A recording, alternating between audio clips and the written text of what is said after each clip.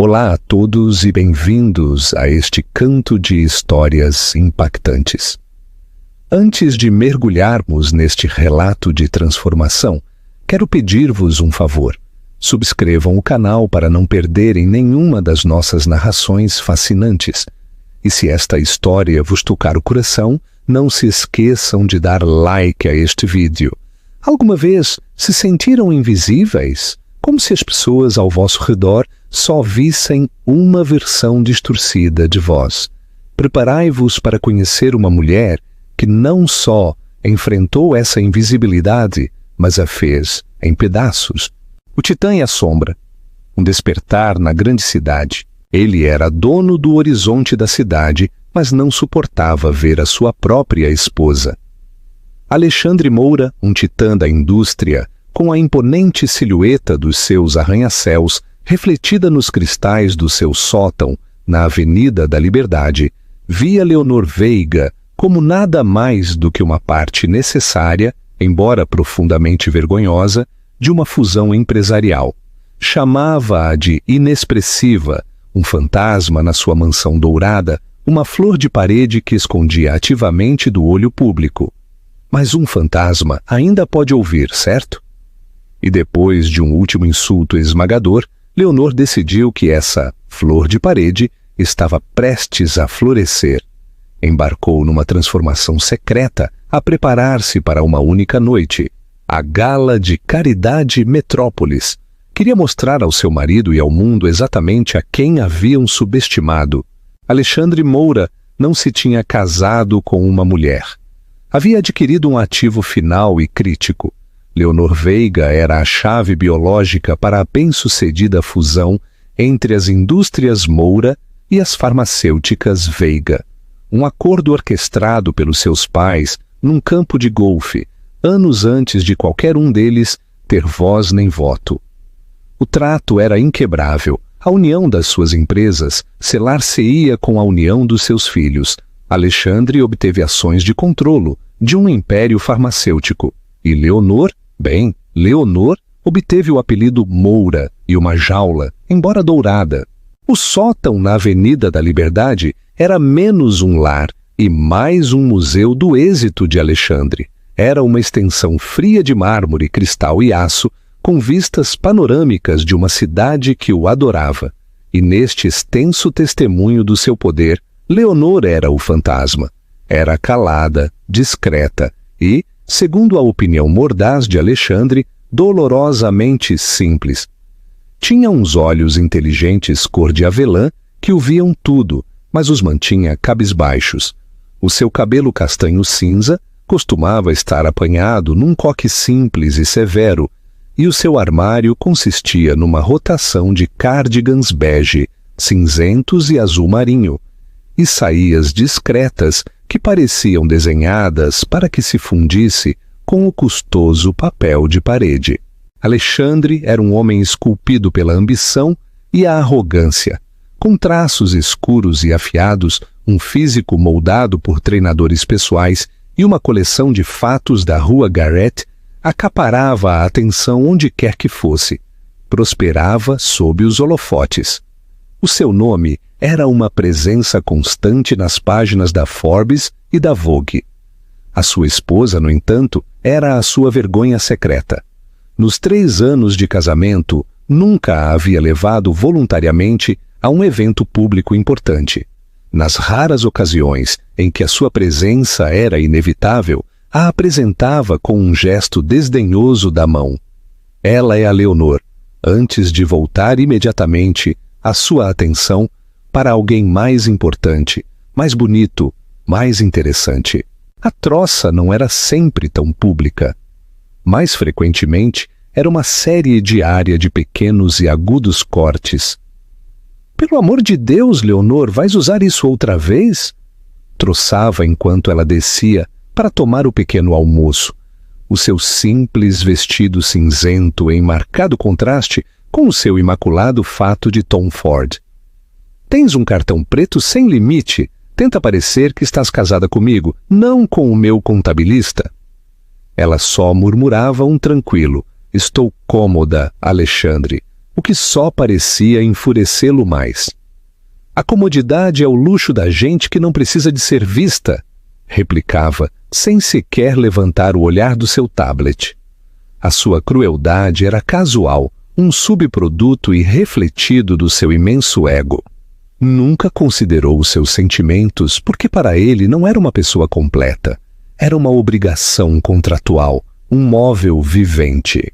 Não tinha ideia de que se havia graduado summa cum laude na Escola de Negócios de Coimbra, com um diploma em finanças, que falava 3 idiomas com fluidez, ou que encontrava consolo na leitura de literatura russa, na sua língua original, a altas horas da noite, quando o cavernoso sótão estava em silêncio. Ele nunca perguntou. A próxima Gala de Caridade Metrópolis era o ápice do calendário social de Lisboa, um evento que Alexandre considerava o seu cenário pessoal. Este ano, o nome das indústrias Moura era o patrocinador principal. A sua assistência era inegociável e, para a sua profunda irritação, também o era a da sua esposa. Os membros da junta, particularmente os mais velhos e tradicionais do lado Veiga, haviam estado a fazer comentários sobre a sua ausência em funções anteriores. Parecia mal. Para ser específico, parecia que havia problemas no casamento perfeito do multimilionário. Ele o mencionou uma tarde de pé junto aos janelões do chão ao teto, com um copo de uísque escocês na mão. A gala é no 1º do próximo mês. Virás comigo. Leonor levantou o olhar do seu livro, a sua expressão ilegível. Oh, não o sabia. Bem, agora sabes, disse bruscamente. A minha equipa de relações públicas crê que é imperativo que apresentemos uma frente unida. Ele removeu o líquido âmbar no seu copo. Pedi ao meu assistente que contacte uma stylist. Chama-se Catarina. Estará aqui amanhã às 10. Pelo amor de Deus, escuta-a. Não discutas. Só deixa que te converta em algo apresentável. Ele não viu o flash de dor nos seus olhos cor de avelã. Ou talvez sim, e simplesmente não se importou. Para ele, isto era um problema que devia gerir-se. A sua simples esposa precisava ser polida como uma peça de prata opaca antes de poder ser exibida. Claro, Alexandre, disse ela, a sua voz um suave sussurro que a imensidão da divisão engoliu facilmente. Ele assentiu secamente, satisfeito. Bebeu o seu uísque escocês e saiu da divisão sem dizer mais uma palavra, deixando-a sozinha com as luzes da cidade e o peso do seu desdém casual. Leonor fechou o seu livro, as palavras na página desfocadas. Caminhou em direção à janela, a olhar a interminável corrente de luzes brilhantes e ruidosas. Toda a gente lá embaixo vivia uma vida cheia de decisões e sentimentos, desamores e alegrias. Ela estava lá em cima, mais alto do que todos eles, num palácio silencioso e estéril, mais isolada do que qualquer um deles poderia imaginar. Durante 3 anos havia suportado, durante 3 anos havia se feito pequena e invisível, esperando que, se não chamasse a atenção, pelo menos poderia encontrar a paz. Mas a sua exigência de que fosse apresentável não era só um insulto, era uma ordem para ser um simples adorno no seu braço por uma noite. Ele não a queria, queria uma versão sanitizada e aprovada dela. E enquanto olhava o seu fraco reflexo no cristal, uma resolução tranquila e fria começou a formar-se no mais profundo do seu coração. Ele queria algo apresentável. Bem, ele o conseguiria, mas não seria nos termos dele, seria nos dela. Creem que Alexandre alguma vez se deu conta do verdadeiro potencial de Leonor? Deixem os vossos comentários aqui embaixo. A stylist, Catarina, chegou precisamente às 10 da manhã seguinte. Era uma mulher elegante, de aspecto frágil, com um severo corte bob negro e um ar de impaciência profissional. Avaliou Leonor com olho crítico, dando uma volta lenta ao seu redor, como se inspecionasse um pedaço de gado pouco notável. Bem, começou Catarina, com o seu sotaque carregado. Temos uma tela muito em branco. Fez um gesto aos seus assistentes para que trouxessem cabides cheios de deslumbrantes vestidos em tons de jóia, tecidos que brilhavam e fluíam como metal líquido. Durante horas, Leonor foi picada, empurrada e obrigada a usar vestidos que pareciam disfarces. Cada um era um testemunho do gosto de Alexandre. Barulhento, caro e desenhado para gritar, troféu. Havia um vestido carmesim com um decote pronunciado, um modelo dourado de lantejoulas cegantemente brilhante e um vestido azul safira que se sentia pesado e asfixiante. O senhor Moura especificou que quer algo que cause impacto, disse Catarina, puxando de um fecho. Quer que pareça vibrante. Leonor sabia o que queria dizer. Queria que parecesse as mulheres com quem costumava ser visto, modelos e atrizes tão deslumbrantes e descartáveis como taças de champanhe. Sentia-se como uma impostora na sua própria pele. A roupa bonita só servia para realçar o quanto não era a mulher que supostamente devia usá-las. Mais tarde essa semana, a gota que fez o copo transbordar não foi um golpe direto, mas um de raspão, ouvido por casualidade e muito mais doloroso por isso. Alexandre estava a organizar um jantar de negócios informal no seu salão de jantar privado. Leonor, como de costume, havia se ausentado, retirando-se para a biblioteca contígua ao espaço. As pesadas portas de carvalho estavam quase fechadas, mas restava uma pequena frincha, e as vozes, lubrificadas pelo vinho caro, colaram-se. Ouviu a gargalhada de Júlio Castro, o principal rival de negócios de Alexandre. Castro era tudo o que Alexandre era, mas com um verniz de charme de dinheiro velho que a agressividade de dinheiro novo de Alexandre nunca poderia replicar. A sua rivalidade era lendária nos círculos financeiros de Lisboa. Tenho que dizer, Alexandre. A voz suave de Castro deslizou pela porta. Jogaste o jogo a longo prazo de forma brilhante. Assegurar Farmacêuticas Veiga foi uma obra-prima, pena pelos acessórios.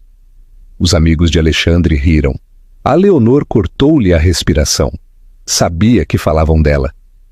Ela é um meio para um fim, Júlio. Nada mais. A voz de Alexandre era escorregadia de condescendência. Estava a atuar para o seu público. O acordo mantém-se. A mulher é útil para manter a conexão familiar com a junta. Mas sejamos honestos, é um estorvo, um zero absoluto no departamento de carisma. Mantê-la fora do centro das atenções é um trabalho a tempo completo. Alguém mais interveio. Vamos lá, Alexandre. Pelo menos podias ter te casado com uma com um pouco de pica. A embalagem era irrelevante, replicou Alexandre, e a rotundidade do seu tom foi como uma bofetada. Comprei a empresa, não o papel de embrulho. Enquanto se mantiver calada e não me envergonhar, está a cumprir a sua parte do trato. A risada que se seguiu foi um golpe físico. Leonor encolheu-se contra a porta, as mãos apertadas contra a boca para sufocar um arquejo. Um estorvo. O papel de embrulho. Não só lhe havia dito a ela num momento de raiva, disse-o ao seu rival, aos seus amigos, como um motivo de orgulho. Gabava-se do pouco que ela significava para ele. Nesse momento, algo dentro dela não só se partiu. Se fez em pedaços, e os pedaços começaram a reajustar-se em algo novo, algo duro e afiado. A aceitação silenciosa que havia cultivado durante 3 anos se evaporou, substituída por uma fúria fria e clara.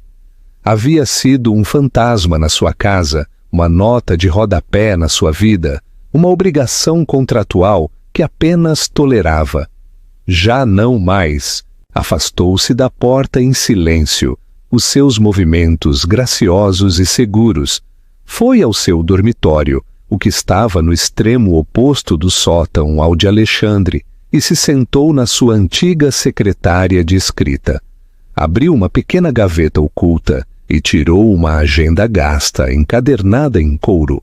Havia pertencido à sua mãe, uma mulher que, antes da sua doença, havia sido uma força da natureza, brilhante, elegante e incondicionalmente ela mesma. Leonor folheou as páginas, os seus dedos a traçar a elegante caligrafia desvanecida, até que encontrou o nome que procurava: Isabella Rossi, Roma. Isabella havia sido a confidente mais próxima da sua mãe, uma figura lendária de que se sussurrava nas mais altas esferas da sociedade europeia. Não era só uma stylist, era uma escultora de pessoas, uma artista que trabalhava não com argila ou pedra, mas com confiança, postura e presença. Havia se reformado há anos, desaparecendo do olho público para viver uma vida reclusa em Itália, rejeitando todos os clientes. Leonor pegou no seu telefone. Não duvidou. Sabia que era uma aposta arriscada, mas o fogo que Alexandre acabava de acender no seu interior ardia demasiado brilhante para ser ignorado. Não seria apresentável. Não seria uma boneca vestida pela sua stylist. Seria uma obra-prima da sua própria criação. O telefone tocou por muito tempo antes que uma voz rouca e com sotaque atendesse. Pronto! Leonor respirou fundo, o som do seu próprio batimento a trovejar nos seus ouvidos. Isabella!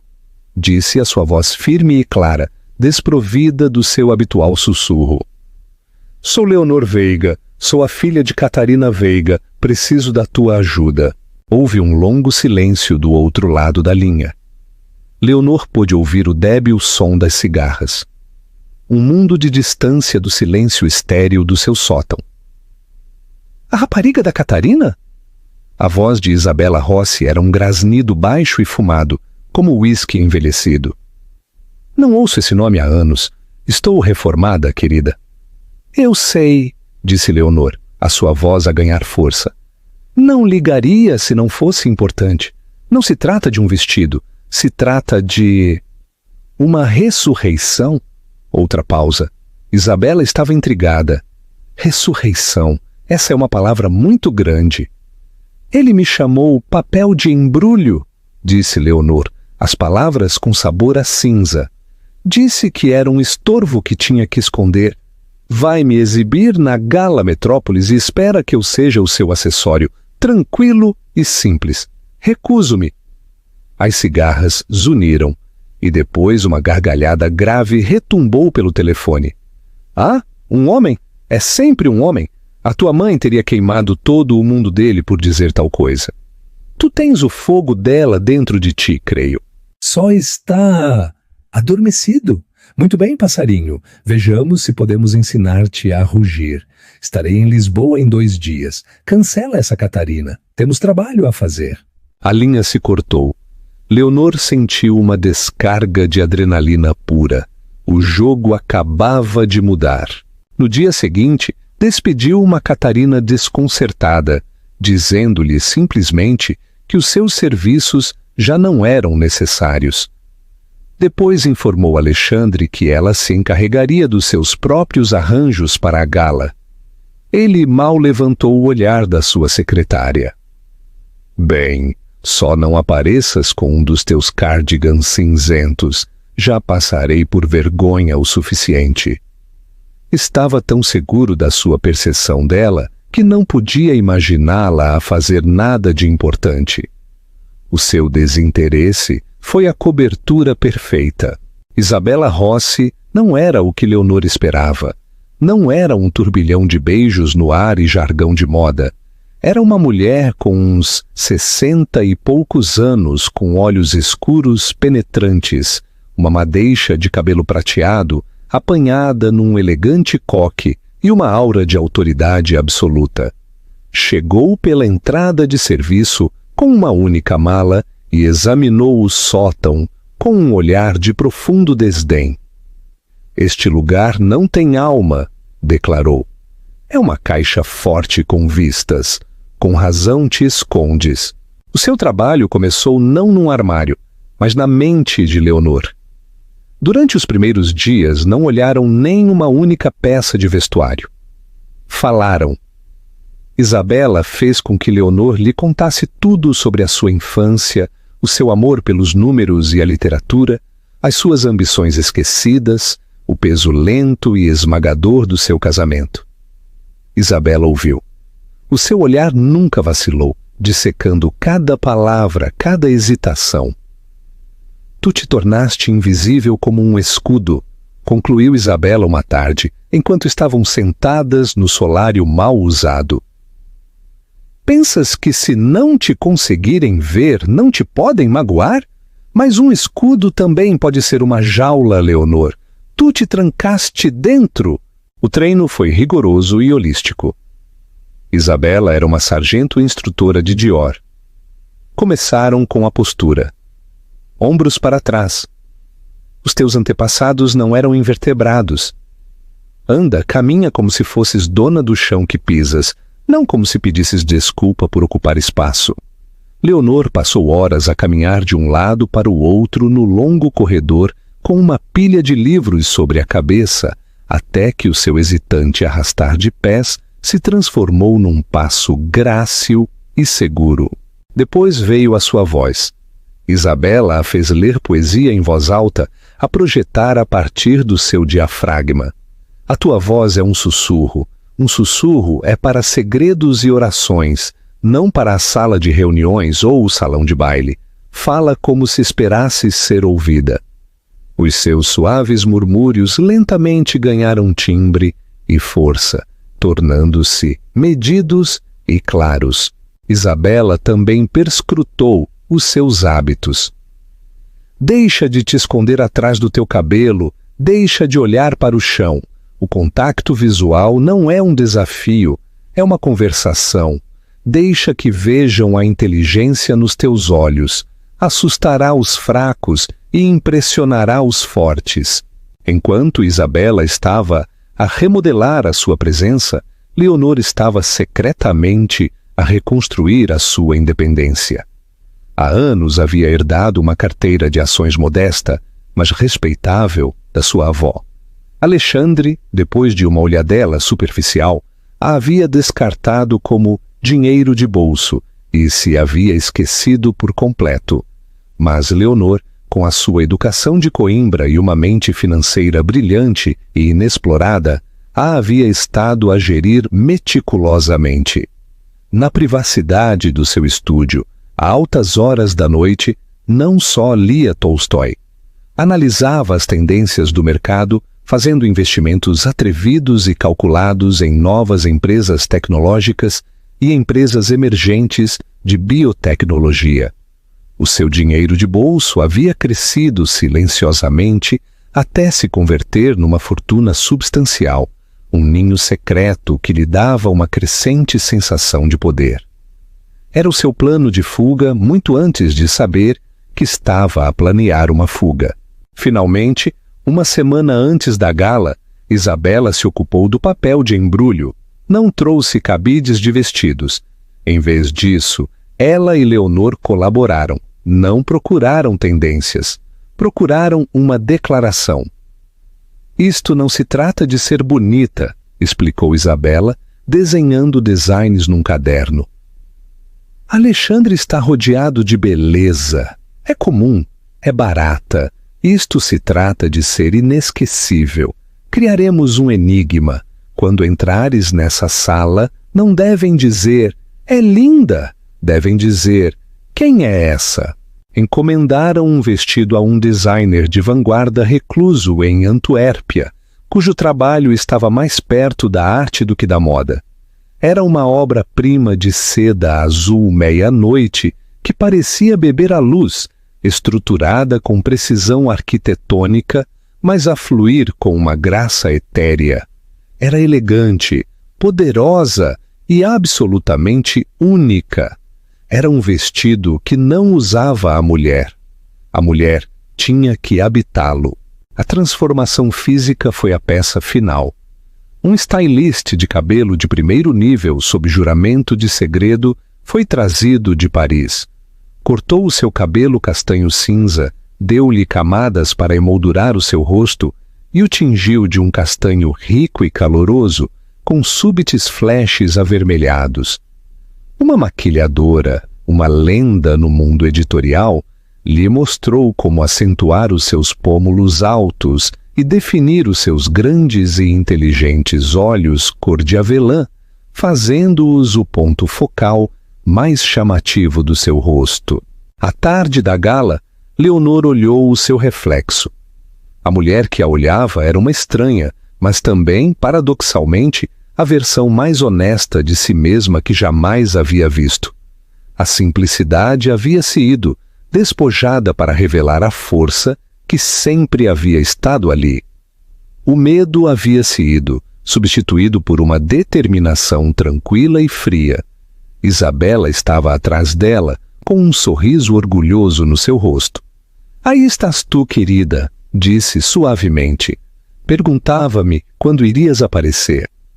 Leonor lhe devolveu um sorriso verdadeiro e seguro que lhe chegou aos olhos. "Alexandre espera uma flor de parede?" disse a sua voz baixa e ressonante. "Está prestes a receber um incêndio florestal. Estão prontos para ver a reação de Alexandre? Deixem um comentário se creem que se arrependerá das suas palavras.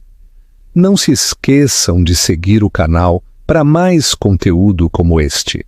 A Gala de Caridade Metrópolis era um exercício de grandeza ostentosa. A entrada do Museu de Arte, Arquitetura e Tecnologia, MAT, era um rio de flashes de câmaras e cordas de veludo. Carros de luxo chegavam um após o outro, deixando a elite da cidade num tapete vermelho que serpenteava entre uma multidão de repórteres e curiosos. Alexandre Moura chegou cedo e sozinho. Prosperava neste ambiente, movendo-se entre a multidão com a graça predatória de um tubarão.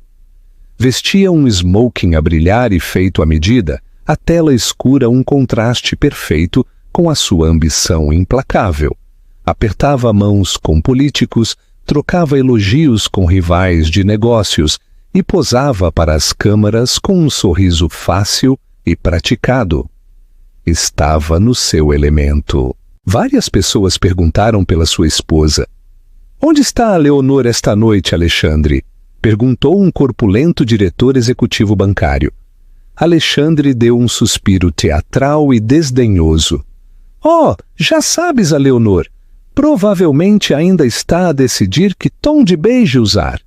"Já chegará, não te preocupes, tive-a completamente estilizada.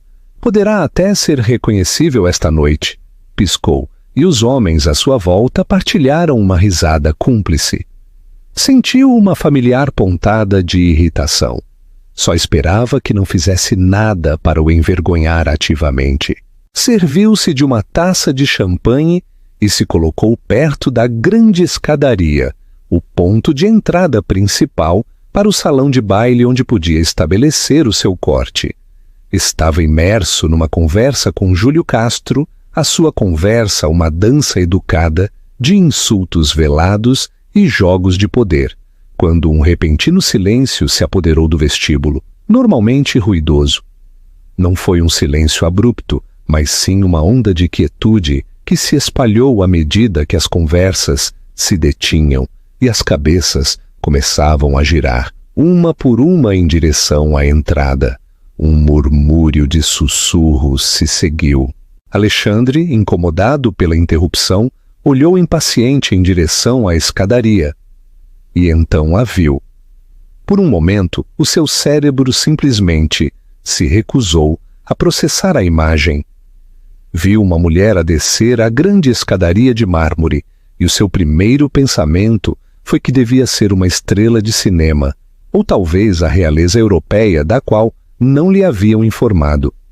Movia-se com uma graça líquida, a sua mão deslizando suavemente sobre o corrimão.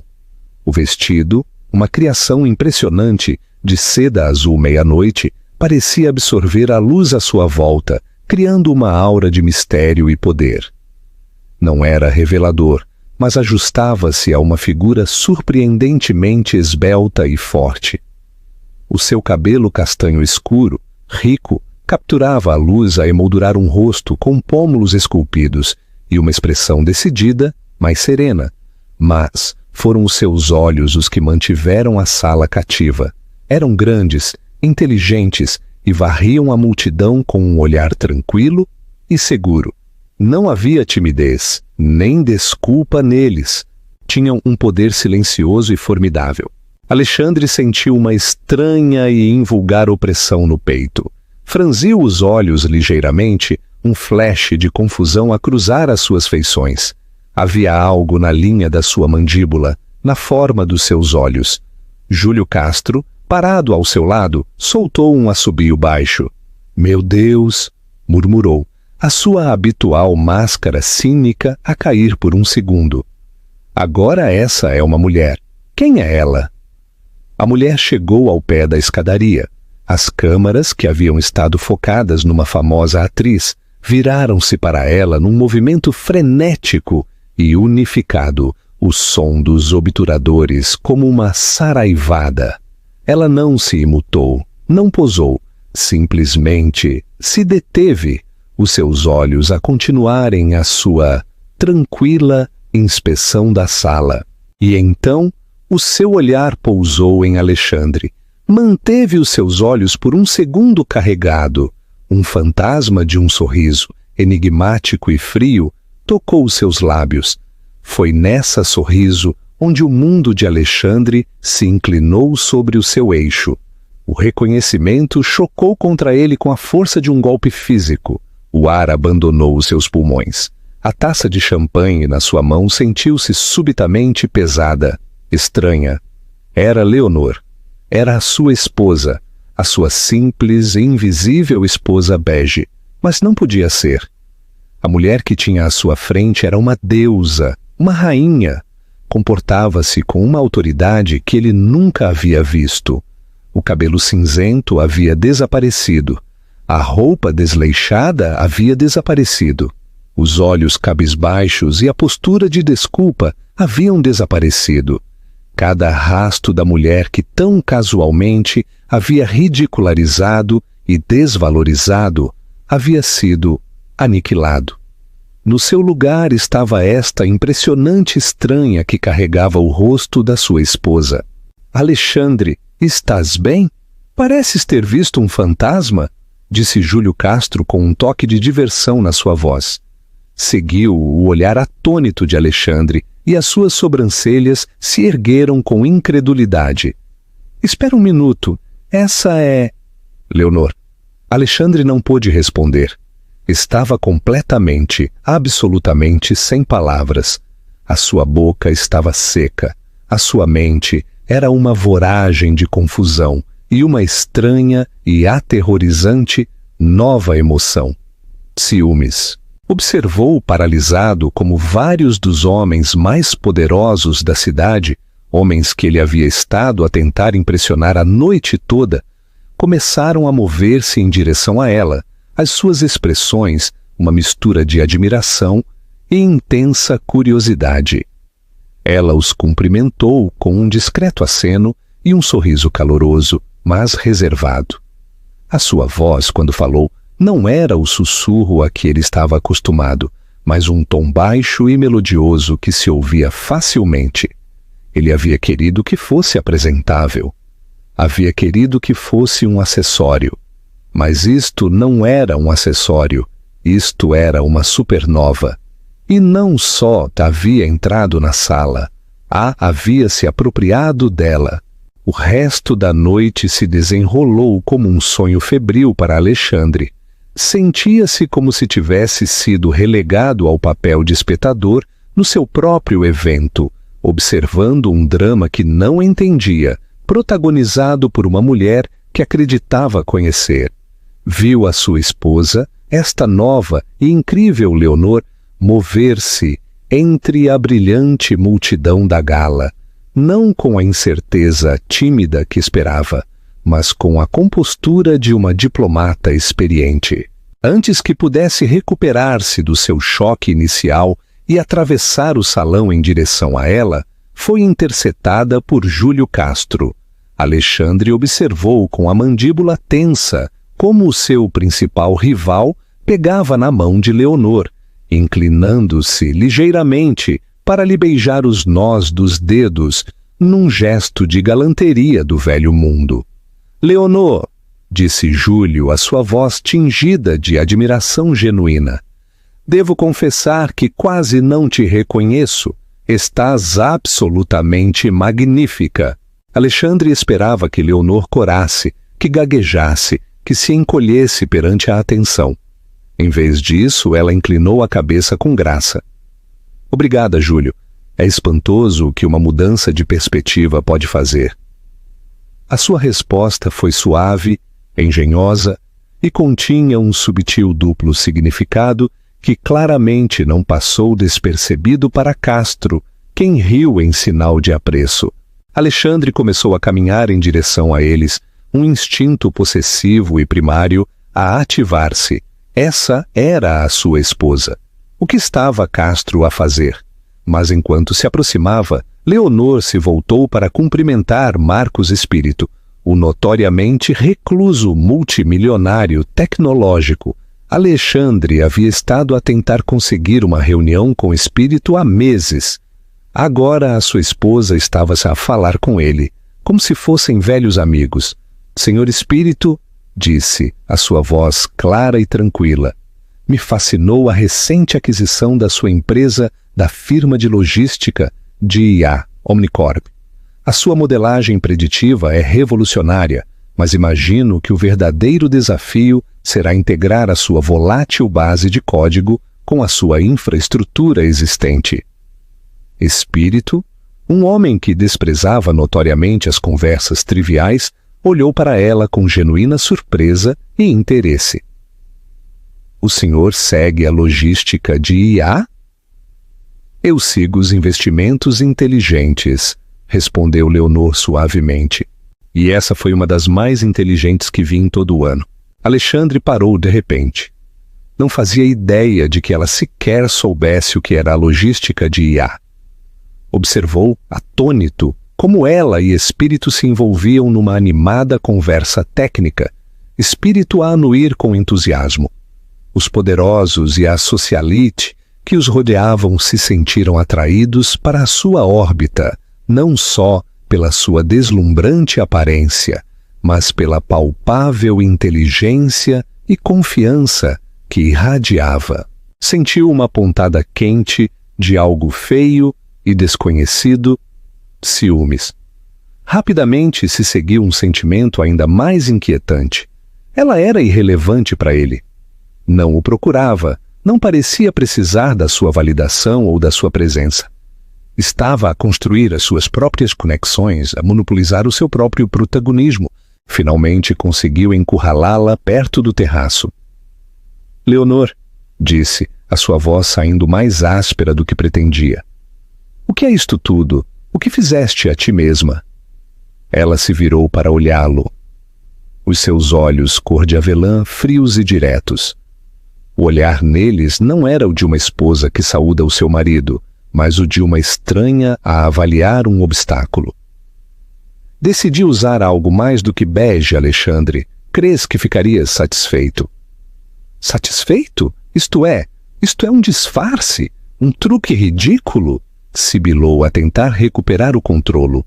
Tentou pegar-lhe no braço, o seu velho hábito de a dirigir fisicamente a ativar-se. Ela retrocedeu meio passo, justo o suficiente para que a sua mão caísse no espaço vazio. O rejeito foi subtil, mas absoluto. «É?» perguntou, a sua voz perigosamente tranquila. «Ou é possível que a mulher com quem tens estado a viver durante 3 anos fosse o disfarce, e esta é a primeira vez que vês a verdadeira eu?» Ele ficou estupefato. Não teve resposta. Estava acostumado às suas queixas, ao seu silêncio. Esta frieza, este articulado desafio, desarmou-o por completo. «A gente está a olhar», Grunhiu, a tentar uma tática diferente. Estás a armar um espetáculo, Joe? Ela olhou ao redor do salão de baile. A única pessoa que vejo a armar um espetáculo, Alexandre, és tu. Todos os outros parecem estar a passar um tempo maravilhoso. Ela lhe deu outra dessas pequenas sorrisos enigmáticas. Agora, se me dás licença, o curador do Museu do Design quer discutir uma possível doação. Creio que é amigo do meu pai. Virou-se e se afastou, deixando-o sozinho e exposto. O imperador não tinha roupa, e pela primeira vez na sua vida, Alexandre Moura se sentiu um tolo. Havia passado anos a troçar da mulher calada ao seu lado, enquanto uma rainha jazia adormecida. Essa noite ela havia acordado e, ao fazê-lo, havia reescrito completamente as regras do seu mundo. Ele já não era o Sol ao redor do qual ela orbitava. Era só outro planeta, subitamente tirado do seu eixo, a observá-la traçar o seu próprio caminho pelo céu. O medo que havia sido uma faísca agora era um fogo furioso. Não só a havia subestimado, havia perdido algo que nem sequer sabia que tinha. A gala foi uma execução pública do ego de Alexandre. Os dias seguintes foram a lenta e agonizante autópsia. A cidade zumbia, mas não sobre ele ou o patrocínio da sua empresa. Zumbia sobre Leonor Moura. As páginas de sociedade que nunca a haviam apresentado agora estavam cheias de descrições ofegantes da mulher misteriosa que havia cativado a Gala Metrópolis. Fotos dela estavam por toda a parte, fria, serena e devastadoramente elegante. Chamaram a sua transformação milagrosa e impressionante. A estreia da década. Para Alexandre, cada manchete era outra volta da navalha. Regressou ao sótão depois da gala, à espera. Não sabia o quê. Uma confrontação. Uma explicação. Em vez disso, não encontrou nada. O quarto de Leonor estava em silêncio, a porta fechada. Na manhã seguinte, ela havia-se ido antes que ele acordasse. Uma breve nota formal ficou na ilha de mármore da cozinha. Estarei no antigo apartamento da minha mãe, na cidade por um tempo. A minha assistente coordenar-se-á com a tua, se for requerido algo. A fúria fria que se levantou nele foi um mecanismo de defesa contra o sentimento mais profundo e aterrorizador de confusão total. Esta não era a mulher com que ele se havia casado. Este não era o trato que havia feito. Tinha que entender. Tratou o problema como qualquer ameaça comercial. Lançou uma investigação. A sua primeira chamada foi para Daniel Costa, o seu discreto e impiedosamente eficiente chefe de segurança. Quero saber tudo o que a Leonor tem estado a fazer durante os últimos 6 meses, ordenou Alexandre, a passear pelo seu escritório no topo da cidade. Cada reunião, cada chamada telefônica, cada transação com cartão de crédito. Quero saber quem esteve por trás deste circo. O primeiro relatório chegou à sua secretária em 48 horas e só aprofundou o mistério. Não havia stylist registrada. O vestido havia sido encomendado diretamente a um designer em Antuérpia, pago com uma conta bancária privada que Alexandre não reconhecia. Os stylists de cabelo e maquilhadores eram freelancers que haviam assinado acordos de confidencialidade inquebráveis, mas um nome aparecia com uma frequência intrigante. Isabella Rossi, a lendária consultora de imagem que havia desaparecido da vida pública há uma década. Os registros telefônicos mostravam múltiplas chamadas entre Leonor e um número privado em Roma, seguidas de registros de voos que mostravam a chegada de Isabella a Lisboa 3 semanas antes da gala. O relatório financeiro foi ainda mais impactante. Daniel havia conseguido rastrear a conta bancária a partir da qual se pagou o vestido. formava parte de uma conta de corretagem privada em nome de solteira de Leonor Veiga, uma conta que Alexandre havia descartado anos atrás. Abriu a carteira, o seu acesso como seu marido, dando-lhe a autoridade que precisava, e cortou-lhe a respiração. Não era dinheiro de bolso, era uma fortuna. A herança inicial de uns poucos milhões havia sido cultivada com uma habilidade impressionante. Havia investido cedo em firmas tecnológicas obscuras que desde então haviam explodido. Havia vendido a descoberto um gigante retalhista em falência meses antes do seu colapso público. Havia diversificado em energia verde e produtos farmacêuticos com a previsão de um predador experiente de Wall Street. A sua carteira havia crescido exponencialmente, rivalizando agora com o patrimônio líquido de alguns dos homens que considerava os seus pares. Ela era, por direito próprio, independente e espantosamente rica. Sentiu uma onda de vertigem. Ele a havia estado a chamar contabilista, enquanto ela jogava tranquilamente no mercado como uma virtuosa. Havia-lhe sermonado sobre o seu cartão preto ilimitado, enquanto ela acumulava uma fortuna que ele nem sequer sabia que existia. A dinâmica de poder que havia dado por garantida era uma ficção completa. Ela não precisava dele, não o havia necessitado durante muito tempo. Impulsionado por uma nova e desesperada necessidade de respostas, Alexandre fez algo que não havia feito em 3 anos. Investigou o seu passado, ligou para um contacto, um investigador privado da velha escola chamado Felipe, e pediu-lhe que investigasse a família Veiga, especificamente a vida de Leonor antes do seu casamento. A história que Felipe reconstruiu foi uma tragédia silenciosa. Os Veiga haviam sido algo mais do que ricos. Eram socialmente proeminentes. Mas quando Leonor era uma adolescente, o seu pai se viu envolvido num desagradável e comentado escândalo de uso de informação privilegiada. Embora finalmente tenha sido exonerado, o frenesim mediático foi implacável. Assediaram a família com paparazzi acampados fora da sua propriedade.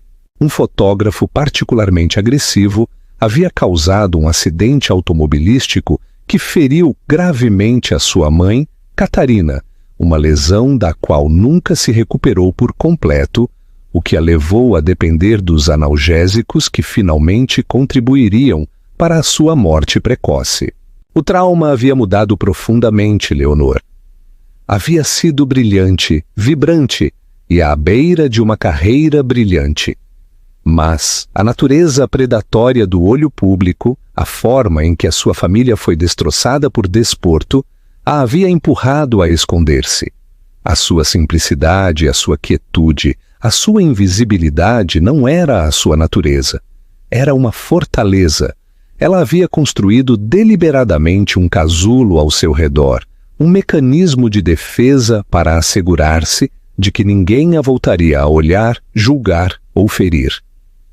Alexandre desligou o telefone, as palavras do investigador a ressoarem no escritório silencioso. Sentiu uma vergonha profunda e dilacerante. Não só havia troçado dela por ser simples, havia troçado da sua armadura. Havia menosprezado os mesmos muros que ela havia construído para se proteger do tipo de mundo público brutal em que ele se deleitava. Ele havia sido o monstro do qual ela se escondia, e ele havia estado a viver na sua casa. O seu telefone zumbiu. Era um alerta do seu departamento legal. A empresa de Júlio Castro, Castro Consolidado, acabava de apresentar uma proposta formal para uma empresa conjunta. Não estava dirigida às indústrias Moura. Era uma iniciativa de energia verde multimilionária, e a proposta estava dirigida diretamente à CEO Leonor Veiga, CEO da Veiga Capital, o nome oficial da sua firma de investimento privada. Castro não só a havia admirado na gala, havia reconhecido o seu poder e agora a tratava como uma igual, uma jogadora formidável num jogo que Alexandre cria possuir. A última peça da sua superioridade se desmoronou. Armado com a devastadora verdade da sua própria ignorância, Alexandre sabia que não podia deixar que isto se desenrolasse através de assistentes e advogados. Conduziu até a morada na nota de Leonor, uma elegante casa de pedra clássica no bairro Alto que se sentia a um mundo de distância da fria modernidade do seu sótão. Parecia-se com ela, discreta, sólida e possuidora de uma força tranquila e oculta. Ela própria abriu a porta. Não usava um vestido nem maquilhagem habilmente aplicada. Vestia calças pretas simples e uma suave camisola de cachemira com o cabelo apanhado sem apertar. No entanto, a mulher tímida havia-se ido para sempre. A confiança que havia exibido na gala seguia ali agora, um núcleo tranquilo e inquebrável do seu ser. Ela o olhou não com raiva, mas com uma distância tranquila e avaliadora. "E o Alexandre", disse, a sua voz uniforme. "Não te esperava." "Posso entrar?" perguntou ele. As palavras soaram estranhas, humildes. Nunca havia pedido permissão para entrar numa divisão da sua própria casa. Ela duvidou por um segundo, depois afastou-se. O apartamento estava cheio de livros, madeira quente e móveis cômodos. Era um lar, não uma sala de exposições. Era ela. Ele não sabia por onde começar. A arrogância que havia sido a sua configuração padrão durante toda a sua vida o havia abandonado.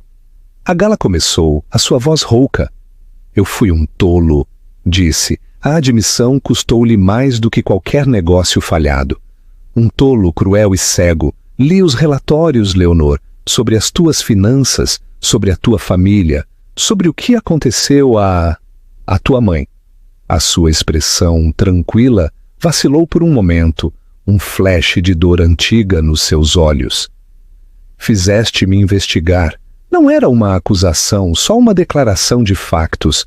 Tinha que entender", suplicou, dando um passo mais. "Tinha que saber quem era realmente a mulher com que me casei. As coisas que te disse, a forma em que te tratei. Chamei o teu escudo uma fraqueza, porque era demasiado arrogante para ver o que realmente era. Lamento muito." O pedido de desculpas ficou suspenso no ar entre eles. Era genuíno, arrancado de um lugar de profunda vergonha. Leonor ouviu, o seu olhar firme. Caminhou em direção a uma pequena secretária de mogno e pegou num grosso envelope de manila. Lhe estendeu. "Eu também lamento, Alexandre", disse suavemente. "Lamento ter me permitido ser invisível durante tanto tempo. Lamento ter deixado que o meu medo ditasse a minha vida. Lamento que o nosso casamento não fosse mais do que uma jaula para ambos." Ele pegou no envelope. Os seus dedos se sentiram dormentes ao abrir a aba e ver o cabeçalho legal. "Papéis de divórcio." O seu coração afundou. "Não", sussurrou. "Leonor, não o faças. Eu te vejo agora. Juro por Deus que te vejo. Comecemos de novo. Deixa-me conhecer a verdadeira tu, a mulher que pode cativar um salão de baile e ser mais esperta do que Wall Street. Deixa-me conquistar um lugar na tua vida." Ela abanou a cabeça, não com malícia, mas com uma suave e definitiva resolução. "Isto não é um castigo, Alexandre, e não é uma tática de negociação. É uma declaração. Já não sou a mulher que assinou esse contrato de casamento. Essa Leonor Veiga foi-se. Passei 3 anos na tua sombra e finalmente estou pronta para estar sob o meu próprio sol." Ele olhou os papéis, depois de novo para o seu rosto, vendo realmente a inteligência, a força e a resistência gravadas ali. Havia possuído um diamante e o havia tratado como uma pedra comum, só dando-se conta do seu valor quando já não era seu. A ironia era esmagadora. O mestre das aquisições havia falhado na fusão mais importante da sua vida. Não há nenhuma possibilidade? Perguntou, a sua voz a quebrar com uma vulnerabilidade que os surpreendeu a ambos. A antiga eu teria tido medo de ir embora, disse. A nova eu tenho medo de não o fazer. Tenho um negócio para gerir. Júlio Castro acaba de propor uma empresa conjunta muito interessante. Permitiu um pequeno e seguro sorriso. Tenho uma vida para construir. A minha própria vida. Ela não lhe pediu que se fosse, mas ele soube que era hora de ir. Ficou ali por um momento mais, os papéis de divórcio como um peso morto na sua mão, a memorizar o rosto da incrível mulher que tão descuidadamente havia descartado. Havia querido deixá-la sem palavras, mas no final ela havia sido a que o havia silenciado, não com um vestido, mas com a sua força tranquila e inexpugnável. Saiu da sua casa e regressou à cidade, uma cidade que, de repente, sentia que lhe pertencia mais a ela do que a ele. A história não havia terminado. Ele o sabia, mas pela primeira vez não era ele quem a escrevia. Leonor Veiga segurava a pena e o seu primeiro capítulo apenas começava. Passaram 6 meses. As estações em Lisboa mudaram, mas a mudança na estrutura de poder da cidade foi mais dramática do que as folhas a mudar no Parque Eduardo VII. O nome Moura ainda inspirava respeito nas salas de reuniões, mas o nome Veiga agora provocava algo mais potente: intriga. Leonor não regressou à jaula dourada da Avenida da Liberdade. O divórcio se finalizou com uma eficiência tranquila que era característica da sua nova vida. Não houve batalhas de tabloides nem recriminações públicas. Os termos de Leonor eram simples. Não queria nada da fortuna de Alexandre. Só queria uma separação limpa, deixando-a livre para continuar a construir a sua própria. Este ato, mais do que qualquer outra coisa, consolidou o seu status como uma figura de imensa força independente aos olhos do público e do mundo financeiro. A sua firma, Veiga Capital, mudou-se para um elegante escritório no recém-desenvolvido Parque das Nações, um espaço de luz, cristal e design vanguardista. Era o oposto arquitetônico do opulento e pesado sótão de Alexandre. Aqui prosperou. A empresa de energia verde com Júlio Castro, apelidada Hélios, foi um êxito rotundo.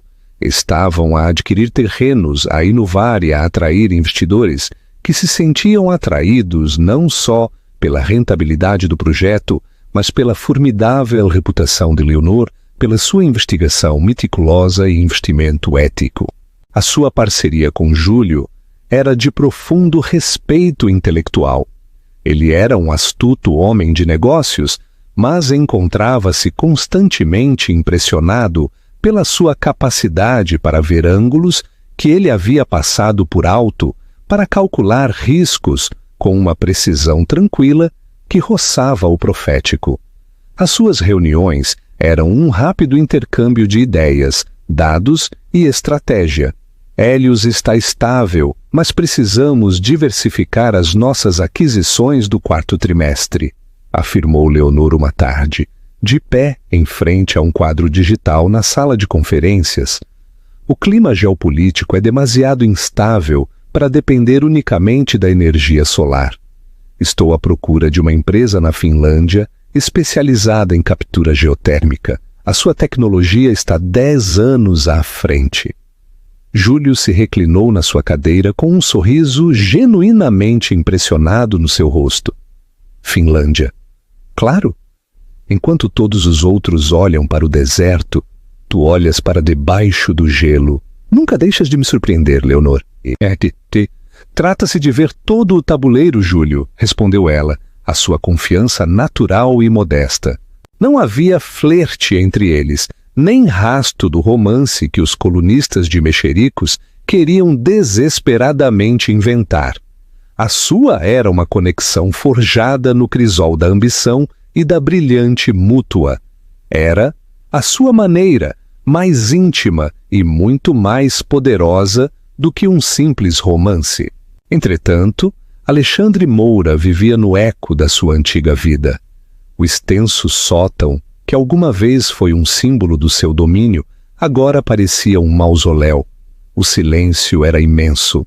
Havia tentado enchê-lo a princípio, organizando festas e levando para casa o tipo de mulheres bonitas e vazias que alguma vez havia preferido, mas encontrou as suas conversas vazias, os seus risos estridentes. Não eram ela, careciam da profundidade, o fogo oculto, a inteligência tranquila, a qual havia estado cego durante tanto tempo e que agora ansiava com uma dor desesperada.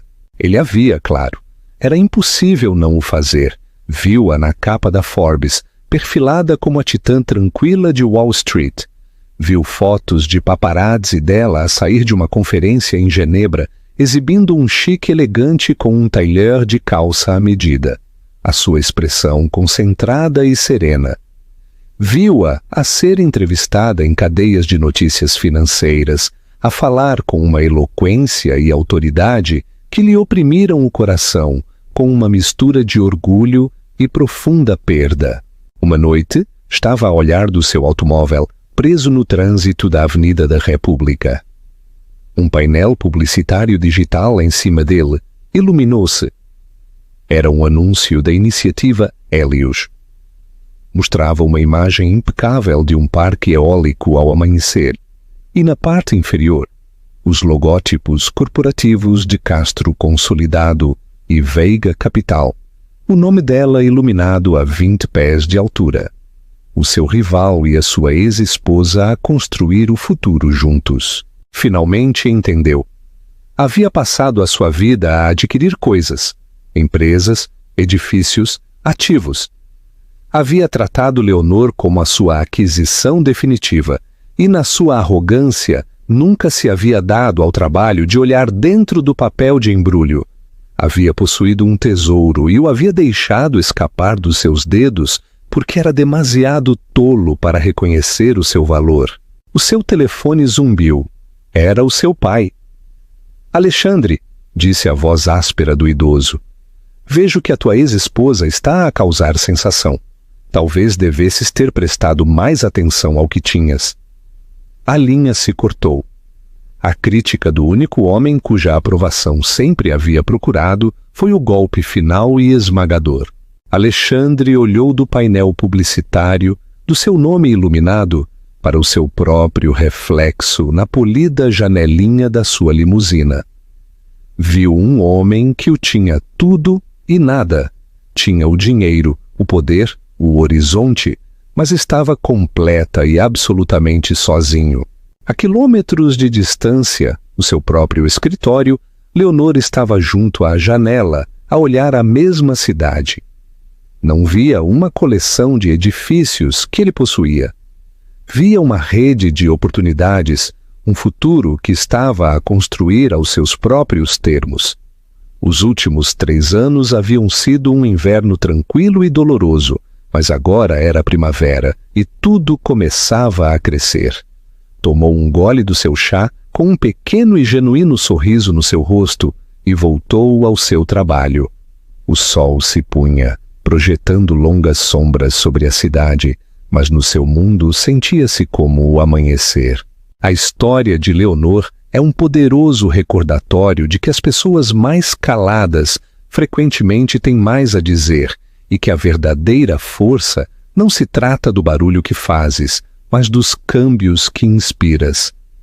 Ela transformou não só a sua aparência, mas o seu destino, demonstrando que a autoestima é o acessório mais impressionante de todos. Não precisava de um príncipe que a salvasse, só precisava de recordar que sempre foi uma rainha. Se a sua jornada de ser um fantasma numa jaula dourada, a dona do seu próprio império, vos comoveu, por favor, façam-mo saber dando like a este vídeo. Que parte da sua transformação vos pareceu mais poderosa? Compartilhem os vossos pensamentos nos comentários abaixo.